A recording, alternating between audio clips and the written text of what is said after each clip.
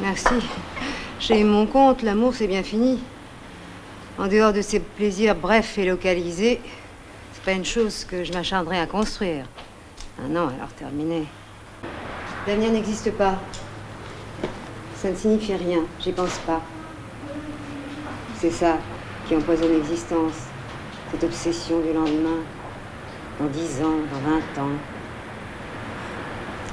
Ils me font rire tous ces gens avec leur hantise de la solitude. Ils se marient, ils se détestent, ils se supportent. Tout ça pour pas être seul. C'est incroyable. De toute façon, il y en a toujours un qui part avant l'autre. Non. Moi, je ne vis pas du tout les choses comme ça. Si tu connaissais Paul... Bien sûr, tu as raison d'une certaine façon. Mais moi, je ne vois que lui maintenant. C'est tellement nouveau, tu comprends? C'est tellement loin de ce que j'ai connu. Tu vois, ma première éclaircie, ça a été ici. Madame Coppercage et l'hôtel. Quand je pousse la porte,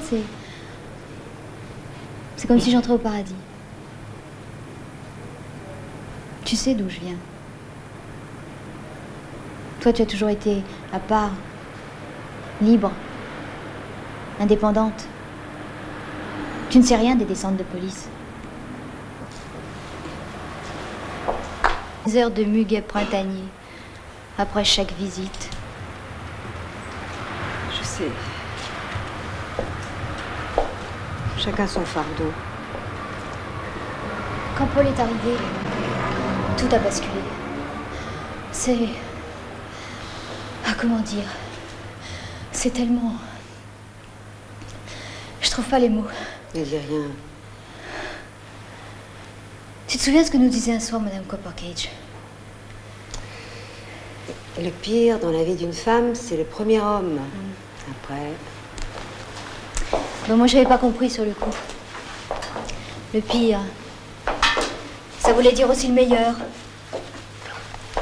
On se remet de tous les autres. Pas de celui-là. Et moi, je veux vivre le meilleur. Tu vas tout lui dire?